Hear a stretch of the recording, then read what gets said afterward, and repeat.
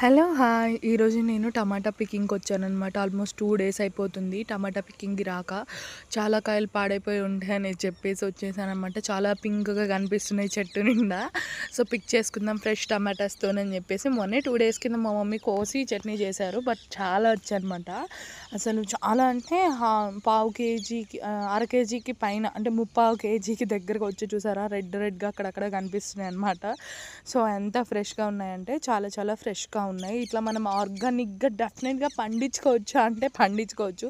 ఇవి without fertiliser పండినవి అంటే మీరు నమ్ముతారా? నిజంగా నమ్మాల్సిందే అండి. ఇవి వితౌట్ ఫెర్టిలైజర్‌తోని నేను పండించాననమాట. సో, టమాటా ఇది ఓన్లీ నా హార్డ్ వర్క్ అని చెప్పను. నా ఫ్యామిలీ మొత్తం దీనిలో వర్క్ చేస్తారనమాట.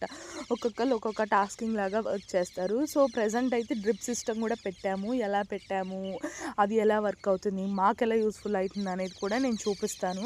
సో, టమాటాస్ చూసారా ఎన్నొచ్చాయో. కొన్ని అయితే రెడ్‌గా ఉన్నాయి. నేనేం చేశానంటే అలా ఉండనిద్దాం, రెడ్ పూర్తిగా రెడ్ అయ్యాక రేపు వచ్చి మళ్ళీ కోద్దామని చెప్పేసి ఉంచేసాననమాట. కొన్నిటికి ఏంటంటే పాడైపోతాయి అనిపించినయి వరకి అంటే కొంచెం గ్రీనిష్‌గా ఉన్నాయి కూడా కోసేసాననమాట. చూసారా ఎంత బాగున్నాయో, ఎంత కలర్ వచ్చి ఎంత ఫ్రెష్‌గా ఉన్నాయి. నాకు ఈ టమాటాలను చూస్తే ఎంత హ్యాపీగా అనిపిస్తదో. మా గార్డెన్‌లో ఎక్కువగా కాసేది ఏంటి అంటే గోంగూర, టమాటా, పచ్చిమిర్చి ఇవే అసలు విపరీతంగా కాస్తాయి.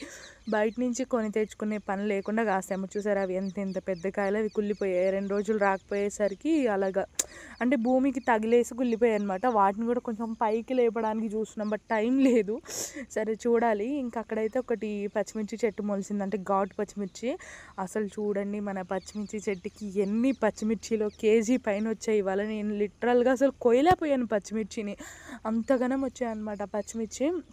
అసలు అందరూ అంటుండే పచ్చిమిర్చిలో చాలా ఫెర్టిలైజర్స్ వేస్తారు, అసలు మనం పండించలేం వాటినని చెప్పేసి చాలామంది అంటుండే.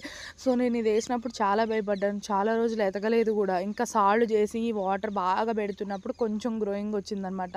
అసలు నేను అనుకున్నాను అసలు గ్రో అవ్వవు, ఏదో నా పిచ్చి కొద్దిగా వేస్తున్న పచ్చిమిర్చి అని చెప్పేసి అనుకున్నాను. కానీ అసలు కొంచెం కూడా మందు వేయకుండా వాటర్ వర్మీ కంపోస్ట్ ఇచ్చుకుంటూ ఇంత బాగా కాస్తున్నాయంటే అసలు నన్ను నేనే నమ్మలేకపోతున్నాను.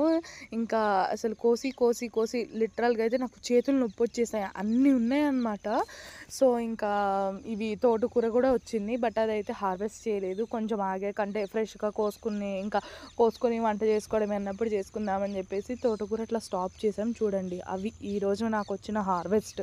అసలు ఎన్ని కాయలంటే అన్ని కాయలొచ్చాయి. మీరు నమ్ముతారా అవి మొత్తం నేను పండించినవి ఇప్పుడు కోసినవి ఆర్గానిక్ అని. Organic can success. Thank you.